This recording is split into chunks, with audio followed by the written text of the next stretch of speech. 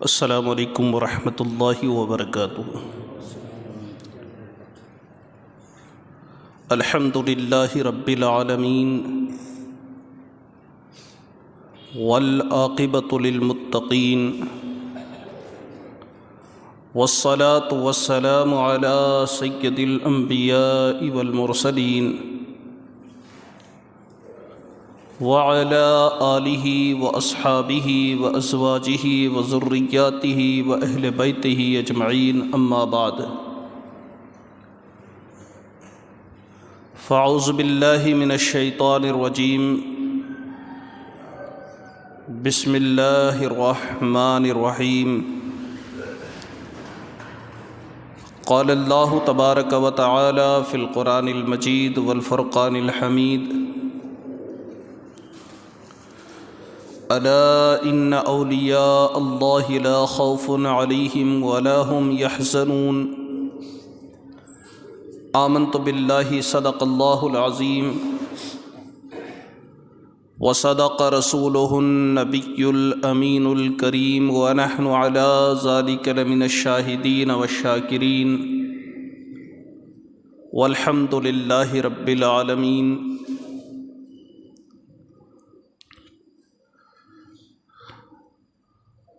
وہ کمال حسن حضور ہے کہ گمان نقص جہاں نہیں، وہ کمال حسن حضور ہے کہ گمان نقص جہاں نہیں، یہی پھول خار سے دور ہے، یہی شمع ہے کہ دھواں نہیں۔ محترم سامعین کرام، آئیے ہم اور آپ مل کر نہایت ہی عقیدت، محبت، ادب و احترام کے ساتھ حضور نبی اکرم نور مجسم شاہ آدم و بنی آدم، رسول محتشم شافع امم، اللہ کے پیارے، امت کے سہارے، مکی مدنی سلطان، رحمت عالمیان،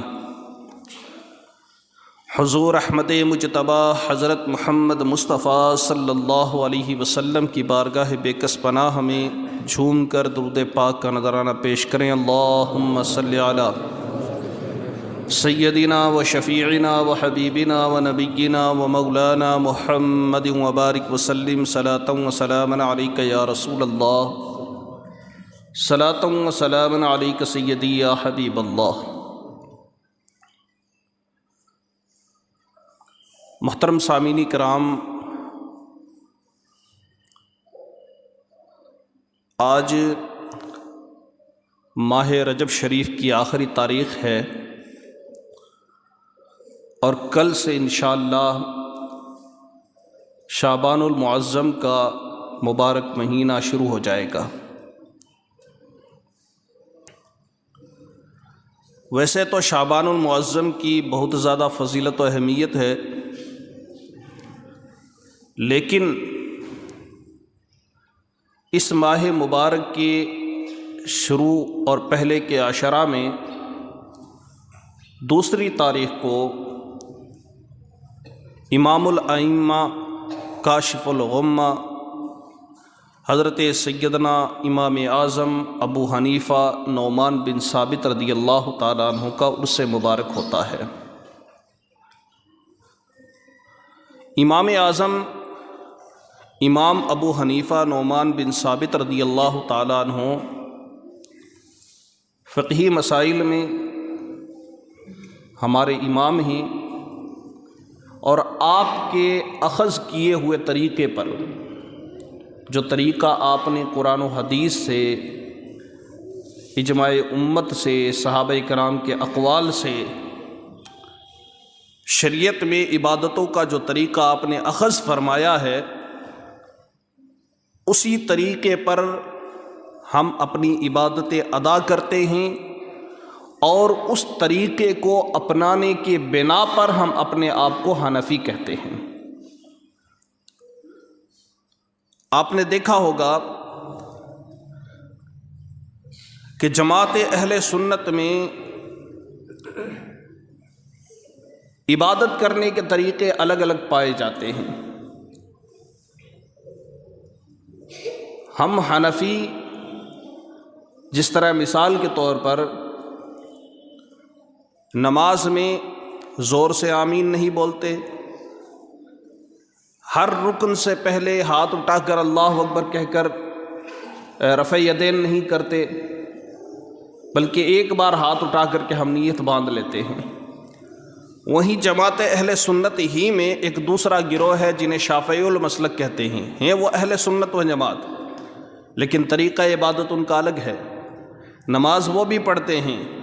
لیکن ان کا طریقہ یہ ہے کہ وہ رفع یدین کرتے ہیں، یعنی ہاتھ باندھ کر کے ہر رکعت میں وہ ہاتھ اٹھا کر کے اللہ اکبر کہتے ہیں۔ نماز میں رکوع میں جائیں گے تو پھر اللہ اکبر کہہ کر ہاتھ اٹھا کر رکوع میں جائیں گے، اسی طریقے سے واپس کھڑے ہوں گے تو پھر اللہ اکبر کہہ کر ہاتھ باندھیں گے، تو اس کو رفع یدین کہتے ہیں، ہاتھ اٹھانا ہیں۔ وہ بھی اہل سنت و جماعت، لیکن چونکہ وہ امام شافعی کے ماننے والے ہیں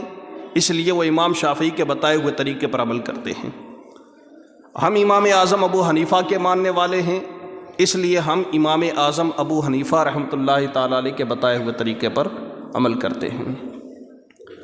امام اعظم ابو حنیفہ رحمۃ اللہ تعالیٰ علیہ ہمارے امام ہیں، لیکن اہل سنت و جماعت میں 4 ائمہ کرام کا مسلک چلتا ہے۔ 4 ائمہ کرام کا فقہی مسائل میں 4 امام حضرات کی تقلید کی جاتی ہے۔ جیسے ہم امام اعظم ابو حنیفہ کی تقلید کرتے ہیں، ان کے مقلد ہیں، کچھ امام شافعی کی تقلید کرتے ہیں، ان کے مقلد ہوتے ہیں، کچھ امام احمد بن حنبل کی تقلید کرتے ہیں تو انہیں حنبلی کہا جاتا ہے، اور کچھ وہ لوگ ہیں دنیا میں جو امام مالک کے بتائے ہوئے طریقے پر عمل کرتے ہیں تو انہیں مالکی کہا جاتا ہے۔ وہ بھی اہل سنت و جماعت، عقائد ان کے بھی وہی ہیں جیسے ہمارے عقیدے ہیں، لیکن مسائل میں اختلاف ہے۔ وہ جس پر عمل کرتے ہیں وہ بھی درست ہے، ہم جس پر عمل کرتے ہیں وہ بھی درست ہے۔ اب اس میں علماء نے ایک نقطہ بیان فرمایا ہے کہ اللہ کے رسول صلی اللہ علیہ وسلم نے بعض دفعہ ایسے نماز ادا فرمائی کہ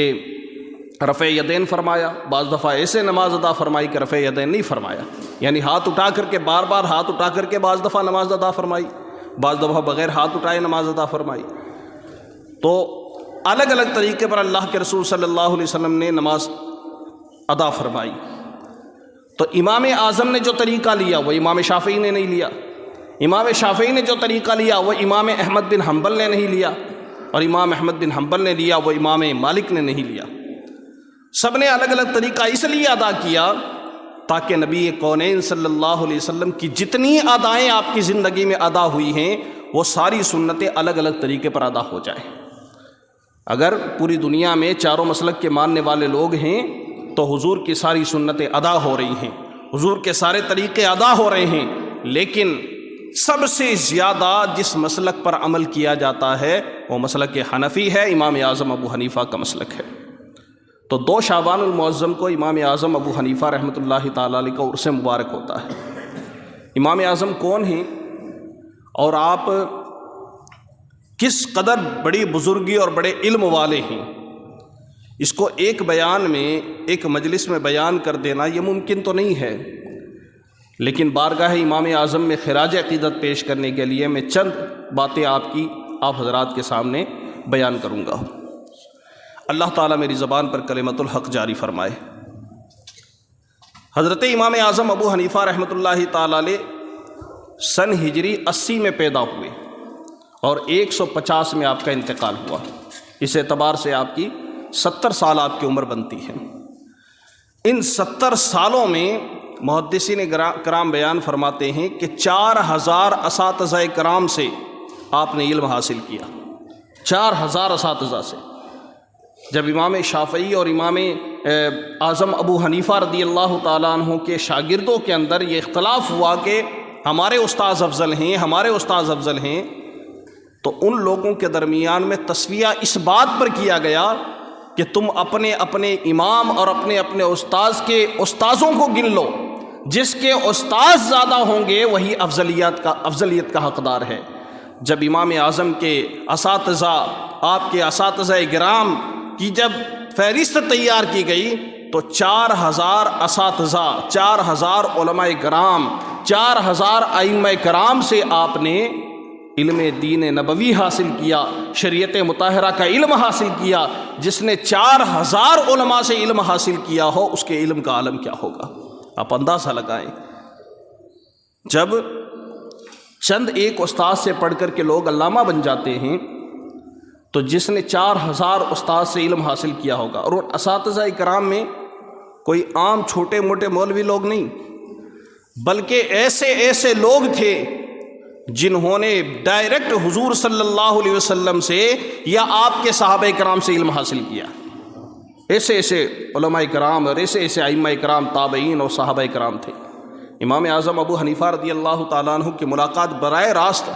صحابی رسول حضرت انس بن مالک اور حضرت ابو طفیل انصاری رضی اللہ تعالیٰ عنہ سے بھی ہوئی۔ اس اعتبار سے امام اعظم ابو حنیفہ رحمۃ اللہ تعالیٰ علیہ تابعی ہوتے ہیں۔ تابعی وہ ہوتا ہے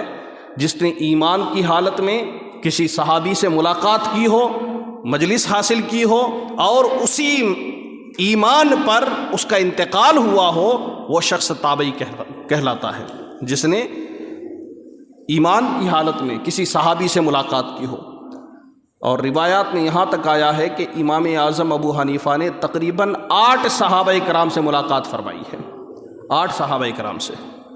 آپ کے زہد و تقوی، آپ کا علم، آپ کی پرہیزگاری، آپ کا علم، آپ کا ہنر، آپ کی ذہنیت، آپ کا علمی مقام اور آپ کا ذہن اتنا عظیم الشان ہے کہ دنیا حیرت زدہ رہ جاتی ہے۔ ایک دفعہ مناظرہ ہوا، مناظرہ اس بات پر ہوا کہ امام اعظم ابو حنیفہ کا قول یہ ہے کہ اگر کوئی شخص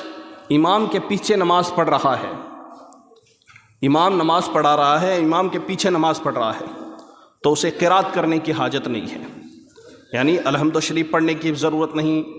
الحمد شریف کے ساتھ سورت ملانے کی بھی ضرورت نہیں، بلکہ امام کے پیچھے اگر کوئی نماز پڑھ رہا ہے، چاہے وہ وتر پڑھ رہا ہو یا پھر کہ وہ فرض نماز ادا کر رہا ہو، اسے امام کے پیچھے قرات کرنے کی حاجت نہیں ہے، چپ چاپ کھڑا رہے۔ بعض علماء نے اختلاف کیا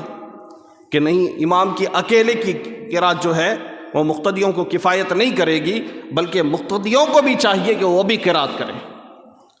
تو علماء کا ایک گروہ، علماء کا ایک گروپ آیا امام اعظم ابو حنیفہ رحمۃ اللہ تعالیٰ علیہ سے ملاقات کرنے کے لیے، اور کہنے لگا کہ حضور، ہمارے پاس دلائل ہیں کہ امام کے پیچھے جو لوگ نماز پڑھتے ہیں ان کو بھی قرات کرنی چاہیے۔ ہم بھی علماء ہیں، ہم نے تحقیق کی ہے، ہمارے پاس حدیثیں ہیں، ہمارے پاس دلائل ہیں، لہٰذا ہم آپ سے مناظرہ کرنا چاہتے ہیں۔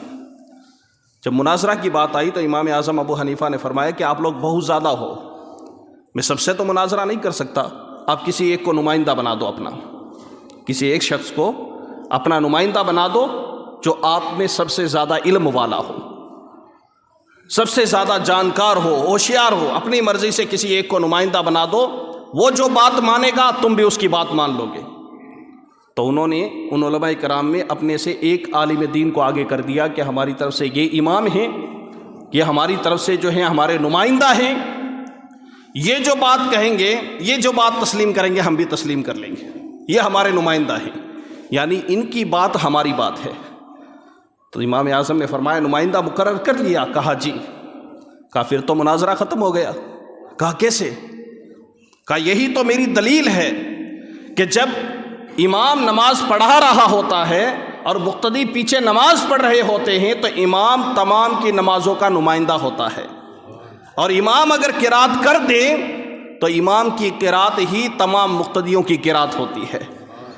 لہذا مناظرہ ختم ہو گیا۔ شروع ہونے سے پہلے ہی مناظرہ ختم کر دیا۔ تمام علماء کرام اشش کر اٹھے کہ اللہ نے کیا ذہن عطا فرمایا تھا کہ مناظرہ شروع ہونے سے پہلے امام اعظم نے فیصلہ فرما دیا۔ ایسا ذہن اللہ نے امام اعظم کو عطا فرمایا تھا۔ اور بتاتے ہیں کہ آپ نے 45,000 مرتبہ پوری زندگی میں 45,000 مرتبہ قرآن شریف ختم فرمایا ہے، 45,000 مرتبہ۔ اور رمضان شریف میں، رمضان کا جب مہینہ آتا تھا تو 61 مرتبہ آپ قرآن پڑھا کرتے تھے، ایک ختم قرآن دن میں، ایک ختم قرآن رات میں، اور پورے رمضان کے 30 دنوں کے اندر تراویح کے اندر ایک قرآن مجید ختم فرماتے تھے۔ تو 30 دنوں میں 60 قرآن مجید ہو جاتے تھے دن رات ملا کر، اور ایک تراویح کا جوڑ کر کے 61 مرتبہ امام اعظم ابو حنیفہ رحمۃ اللہ تعالیٰ علیہ قرآن شریف ختم فرماتے۔ کسی شخص نے اعتراض کر دیا کہ تم امام اعظم ابو حنیفہ کو مانتے ہو امام اعظم ابو حنیفہ نے زندگی میں کبھی بقرعید کی نماز نہیں پڑھی، کبھی بھی زندگی میں بقرعید کی نماز نہیں پڑھی، بلوغت کے بعد سے لے کر کے انتقال ہونے تک آپ نے کبھی بھی نماز نہیں ادا فرمائی بقرعید کی۔ اور یہ بات حقیقت بھی ہے کہ امام اعظم ابو حنیفہ رحمۃ اللہ تعالیٰ نے بقرعید کی نماز ادا نہیں فرمائی۔ اب اعتراض کرنے والے اعتراض کر دیتے، لیکن ہم جو ہے اس بات کے اوپر تفکر نہیں کرتے کہ بات آپ کی سیرت سے آیا ہے کہ آپ نے بقرعید کی نماز ادا نہیں کری۔ لیکن اس کا جواب ائمہ حنفاء ارشاد فرماتے ہیں، بات دراصل یہ ہے کہ امام اعظم نے جب سے ہوش سنبھالا ہے، بقرعید کے دنوں میں آپ ہر سال حج فرمایا کرتے تھے، اور جو حج کرنے کے لیے جاتا ہے اس کے اوپر بقرعید کی نماز پڑھنا واجب نہیں ہوتا ہے۔ حجاج کرام بقرعید کی نماز نہیں ادا کرتے ہیں، پوری زندگی آپ نے حج ادا کیے ہیں، لہٰذا آپ کے اوپر بقرعید کی نماز واجب ہوئی نہیں، تو کیسے آپ نماز ادا فرماتے؟ یہ شان ہے امام اعظم ابو حنیفہ رحمۃ اللہ تعالیٰ علیہ کی، کمال درجے کا تقویٰ، کمال درجے کی پرہیزگاری۔ اللہ نے خوف خدا بھی اتنا ہی عطا فرمایا تھا، عشق رسول بھی اتنا عطا فرمایا تھا، عبادتوں کا ذوق بھی اتنا عطا فرمایا تھا۔ عبادتوں کا ذوق اتنا زیادہ تھا کہ کعبۃ اللہ کے اندر جانے کا آپ کو شرف حاصل ہوا ایک دفعہ عبادت کرنے کے لیے۔ تو جب کعبۃ اللہ کے اندر آپ عبادت کرنے کے لیے تشریف لے گئے تو آپ نے 2 رکعت نماز پڑھی، ایک پہلی رکعت میں 15 پارے پڑھے اور دوسری رکعت میں 15 پارے ختم فرمائے، 2 رکعت میں پورا قرآن مجید ختم فرمایا۔ ایسی عبادت، ایسی ریاضت امام اعظم ابو حنیفہ رحمۃ اللہ تعالیٰ علیہ کی، اور حقانیت ایسی زیادہ، اتنی زیادہ کہ وقت کے خلیفہ نے، ابو منصور نے، وقت کا خلیفہ جو تھا، اس نے منصب قضات، چیف جسٹس، جو سب سے بڑا جج ہوتا ہے، قاضی القضات جسے کہتے ہیں، اس کا منصب آپ کو دینے کی پیشکش کی کہ امام اعظم ابو حنیفہ ہم آپ کو ملک کا سب سے بڑا قاضی بناتے ہیں، سب سے بڑا جج بناتے ہیں، ہر فیصلہ آپ فرمائیں گے۔ امام اعظم ابو حنیفہ نے وہ پیشکش ٹھکرا دی کہ میں اس کو قبول نہیں کروں گا، منع کر دیا آپ نے۔ تو امام اعظم ابو حنیفہ رحمۃ اللہ تعالیٰ علیہ نے یہ کہہ کر منع کر دیا کہ میں اس لائق نہیں ہوں کہ میں منصب قضات پر بیٹھوں اور لوگوں کا فیصلہ کروں، کیونکہ یہ بہت بڑا منصب ہوتا ہے، کسی کا فیصلہ کروانا بہت بڑا منصب ہوتا ہے۔ امام اعظم فرماتے ہیں اگر کسی ایک کا فیصلہ میں نے غلط کر دیا تو میرے لیے آخرت کا وبال بن جائے گا، اس لیے میں منصب قضات کو میں ٹھکراتا ہوں اور منع کرتا ہوں۔ آپ نے منع کر دیا تو ابو منصور نے، جو وقت کا خلیفہ تھا، اس نے آپ کو دربار میں طلب کر لیا اور کہا کہ اے ابو حنیفہ، میں نے تمہیں منصب قضات دیا، تم نے ٹھکرا دیا، کیوں؟ تو امام اعظم نے فرمایا میں اس لائق نہیں ہوں کہ میں منصب قضات پر بیٹھوں، اپنے آپ کو اس لائق نہیں سمجھتا۔ تو ابو منصور نے کہا کہ اے ابو حنیفہ، تو جھوٹا ہے، الزام لگایا آپ پر، تو جھوٹا ہے، اتنے بڑے امام کو کہہ دیا کہ تو جھوٹا ہے۔ اب ظاہر سی بات ہے، ہم جیسا آدمی ہو اگر کوئی ہمیں کہے تو جھوٹا ہے تو ہمیں غصہ آ جانا چاہیے۔ میرے امام مسکرانے لگے۔ آپ نے فرمایا کہ میں تو کہہ رہا ہوں کہ میں منصب قضات کے لائق نہیں ہوں، میں تو جج بننے کے لائق نہیں ہوں، تم نے تصدیق کر دی کہ میں جھوٹا ہوں، اور جو جھوٹا آدمی ہوتا ہے وہ فیصل نہیں بن سکتا ہے، جج نہیں بن سکتا ہے، تو نے خود نے ہی تصدیق کر دی کہ میں اس لائق نہیں ہوں، اب میں کیسے جج بنوں؟ تو مجھے جھوٹا مانتا ہے، اور جھوٹے آدمی کو قاضی نہیں بنایا جاتا۔ یہ امام اعظم کی ذہانت ہے، اور تقویٰ اور پرہیزگاری اتنی زیادہ تقویٰ اور پرہیزگاری کہ ایک دفعہ کا ذکر ہے کہ شہر کوفہ میں جہاں آپ رہتے تھے، آپ نے 3 شہروں میں علم حاصل کیا، شہر کوفہ میں، شہر بصرہ میں، اور حرمین شریف میں، کیونکہ وہاں حج کے موقع کے اوپر بہت سارے علماء آتے تھے، دنیا بھر کے علماء آتے تھے۔ ہر سال آپ حج کرنے کے لیے جاتے، مقصد یہ ہوتا کہ سارے علماء سے علم حاصل کر لیں، سارے علماء سے علم حاصل کر لیں۔ کسی نے پوچھا کہ حضور، اللہ نے آپ کو اتنا سارا علم عطا فرمایا، کیسے اتنا سارا علم دے دیا اللہ نے آپ کو؟ تو امام اعظم ابو حنیفہ فرماتے ہیں کہ جب میں نے تھوڑا سا علم حاصل کیا تو میں نے اللہ کا شکر ادا کیا، اے اللہ مجھے تو نے یہ علم دیا، اور اللہ کا وعدہ ہے جب تم میری نعمت پر شکر ادا کرو گے تو میں تمہیں اور زیادہ دوں گا، لئن شکرتم لأزیدنکم۔ میں شکر ادا کرتا رہا، میرا رب مجھے علم دیتا رہا۔ تو امام اعظم کا تقویٰ اتنا زیادہ تھا کہ ایک دفعہ کا ذکر ہے کہ سیدنا امام اعظم ابو حنیفہ رضی اللہ تعالیٰ عنہ کے دور میں ایک شخص کی بکری چوری ہو گئی، بکری چوری ہو گئی۔ جب بکری چوری ہوئی تو امام اعظم ابو حنیفہ رحمۃ اللہ تعالیٰ نے 1 سال تک گوشت کھانا چھوڑ دیا۔ کسی نے پوچھا حضور گوشت کھانا کیوں چھوڑا؟ کہا کہ کہیں ایسا نہ ہو کہ جس چور نے وہ بکری چرائی ہے وہ کسی کسائی کو بیچ دے اور کسائی اسی کو ذبح کر کے فروخت کر دے اور بکتے بکتے وہ گوشت کہیں چوری کا مال میرے سامنے آ کر کے کہیں میں اس کو نہ کھا لوں۔ اس لیے میں چوری کے مال سے پرہیز کرتا ہوں کہ کہیں چوری کا مال میرے حصے میں نہ آ جائے، اس لیے میرا تقویٰ یہ ہے کہ 1 سال تک میں گوشت نہیں کھاؤں گا۔ اب اندازہ لگائے کتنا تقویٰ تھا، کتنا پرہیزگاری تھا۔ لیکن آج کل ہمارے یہاں چاہے چوری کا مال ہو ہمیں تو بس ملنا چاہیے، بلکہ میں نے تو دیکھا ہے لوگوں کی ذہنیت کہ چوری کے مال کو زیادہ جلدی خریدتے ہیں، کیوں کہ سستے میں مل جاتا ہے۔ چوری کا مال خریدنا بیچنا دونوں ناجائز و حرام ہے۔ ہم جس سے خرید لیں وہ مالک ہی نہیں ہے، وہ تو چور ہے، وہ مالک ہے ہی نہیں اس چیز کا، اور چیز خریدی جاتی ہے مالک سے۔ جب اس کی ملکیت ہی نہیں ہے تو ہم کیوں کر اس سے خریدیں؟ اگر کسی نے کسی کا مال غصب کر لیا ہے یا چوری کر لیا ہے، چاہے چھوٹی چیز ہو چاہے بڑی چیز ہو، اور وہ چوری کا مال غصب کیا ہوا مال اگر بیچ رہا ہے اور ہمیں پتہ ہے کہ یہ مال غصب کیا ہوا ہے، اس کا حق نہیں تھا، پھر بھی ناحق اس نے وہ مال لیا ہے اور وہ بیچ رہا ہے، ہم سمجھ رہے ہیں ہم تو پیسے دے کر لے رہے ہیں، لیکن یاد رکھیں اگر ہمیں یقین ہے کہ یہ مال چوری کا یا غصب کا ہے، ہمارے لیے خریدنا جائز نہیں ہے، حرام ہے ہمارے لیے خریدنا، کیونکہ اس کی ملکیت ہی نہیں ہے۔ غصب سے ملکیت ثابت نہیں ہوتی، چوری سے ملکیت ثابت نہیں ہوتی، ڈاکہ زنی سے ملکیت ثابت نہیں ہوتی۔ ملکیت کب ثابت ہوتی ہے؟ چیز کی یا تو قیمت دے کر کے خریدی گئی ہو یا کسی کو وراثت میں ملی ہو، تبھی ملکیت ثابت ہوتی ہے، اس کے علاوہ کوئی راستہ نہیں ہے۔ ہاں کوئی ہبا کر دے وہ الگ بات ہے، اپنی رضا سے کوئی دے دے اگر کسی کو تو ملکیت ثابت ہو جاتی ہے، لیکن چوری کے مال سے غصب کے مال سے ملکیت ثابت نہیں ہوتی۔ اب اس کی ملکیت نہیں ہے،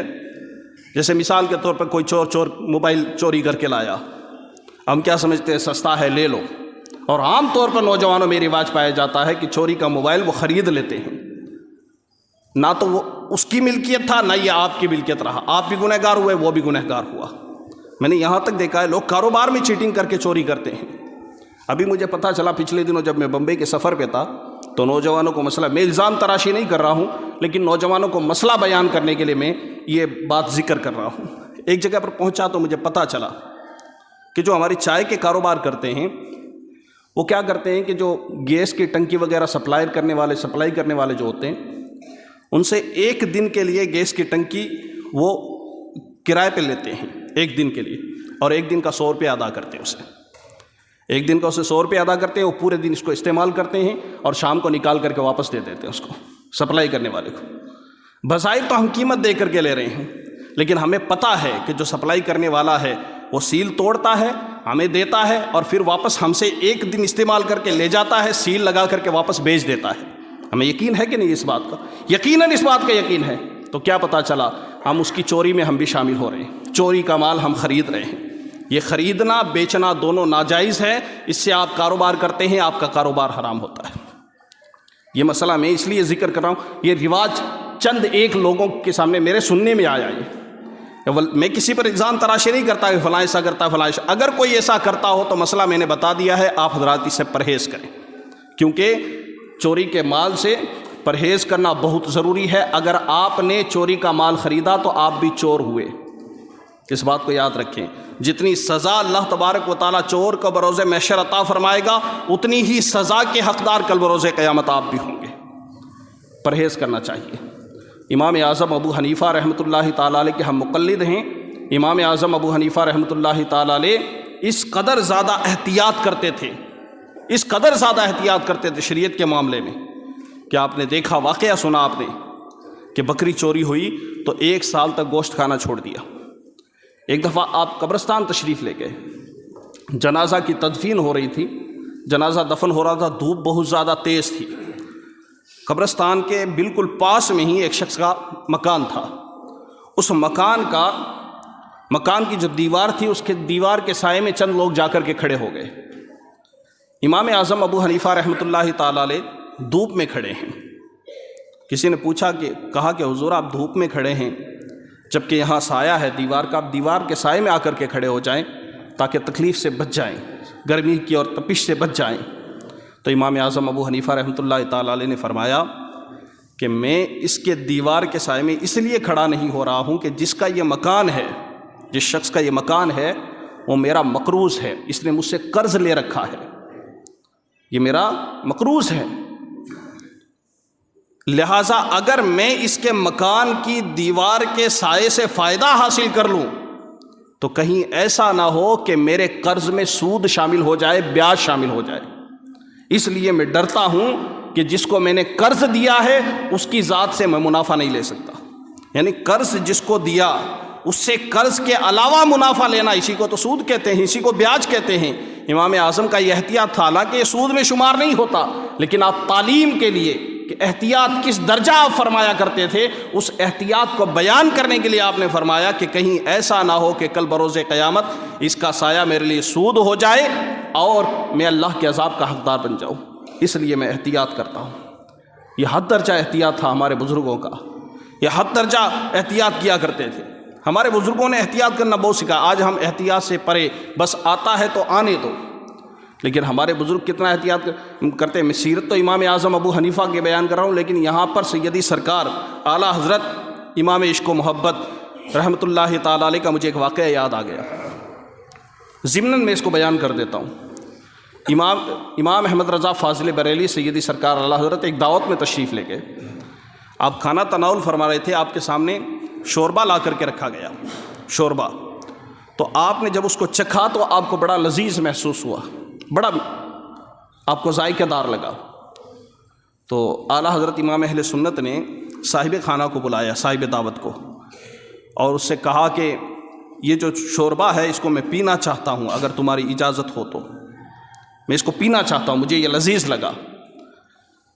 تو صاحب خانہ شرمندہ ہونے لگا، کہا حضور میں نے کھانا وغیرہ سارا آپ کے لیے لگایا ہے اور آپ مجھ سے اجازت لے کر کے شرمندگی دلا رہے ہیں۔ تو اعلیٰ حضرت نے فرمایا کہ اجازت اس لیے لے رہا ہوں کہ شوربہ ماکولات میں سے ہے، مشروبات میں سے نہیں، یعنی کھانے کی چیزوں میں سے ہے، پینے کی چیزوں میں سے نہیں ہے، اسے روٹی سے لگا کر کے کھایا جاتا ہے۔ اگر میں نے پینا بغیر اجازت کے تجھ سے پینا شروع کر دیا، میرے دیکھے دیکھی جتنے بھی لوگ دعوت میں شریک ہیں وہ سارے کے سارے پینا شروع کر دیں تو تیرے لیے تو یہ کھانا کم پڑ جائے گا، تجھے پریشانی ہوگی، شرمندگی ہوگی۔ میں اجازت اس لیے لے رہا ہوں کہ میں عرف عام سے ہٹ کر کے اس کا استعمال کر رہا ہوں، تو نے کھانے کے لیے رکھا ہے، میں پینے کے لیے استعمال کرنا چاہتا ہوں، اس لیے میں اجازت لے رہا ہوں۔ تو یہ اعلیٰ حضرت کا احتیاط تھا کہ کہیں حقوق العباد تلف نہ ہو جائے، لیکن آج ہمارا معاملہ بڑا عجیب ہو چکا ہے، آخرت کی کوئی فکر نہیں، آتا ہے آنے دو، ملتا ہے ملنے دو، چاہے وہ ہمارے حق میں درست ہے یا نہیں ہے، شریعت کے اعتبار سے صحیح ہے یا نہیں ہے، بس ہمارے پاس میں مال آنا چاہیے، دولت آنی چاہیے۔ یہ ہمارے بزرگوں کا طریقہ کار نہیں ہے۔ یاد رکھے جو ہمارے نصیبے کی جو روزی ہے، ہمارے مقدر کا جو رزق ہے وہ کہیں نہیں جانے والا ہے۔ تو بات امام اعظم ابو حنیفہ کی کر رہا تھا، لیکن بات کہیں اور نکل گئی، اس کے لیے میں آپ سے معذرت چاہتا ہوں۔ اللہ تبارک و تعالیٰ امام اعظم ابو حنیفہ رحمۃ اللہ تعالیٰ علیہ کا فیضان ہمیں عطا فرمائے۔ امام اعظم ابو حنیفہ رحمۃ اللہ تعالیٰ علیہ کوفہ میں آپ کا مزار ہے، 150 ہجری میں آپ کا انتقال ہوا ہے، اور 2 شعبان المعظم آپ کے عرس کی تاریخ ہے۔ پرسوں انشاءاللہ آپ کا عرس ہے۔ آپ تمام حضرات سے گزارش کرتا ہوں کہ اپنے اپنے گھروں میں سیدی سرکار امام اعظم ابو حنیفہ رحمۃ اللہ تعالیٰ علیہ کے نام کی فاتحہ لگائیں اور سرکار امام اعظم ابو حنیفہ کی بارگاہ میں خراج عقیدت پیش کریں۔ السلام علیکم ورحمۃ اللہ وبرکاتہ۔ السلام علیکم ورحمۃ اللہ وبرکاتہ۔ الحمد للہ رب العالمین والعاقبۃ للمتقین والصلاة والسلام علی سید الانبیاء والمرسلین وعلی آلہ واصحابہ وازواجہ وذریاتہ واہل بیتہ اجمعین، اما بعد، فاعوذ باللہ من الشیطان الرجیم، بسم اللہ الرحمن الرحیم۔ قال اللہ تبارک و تعالی فی القرآن المجید والفرقان الحمید، الا ان اولیاء اللہ لا خوف علیہم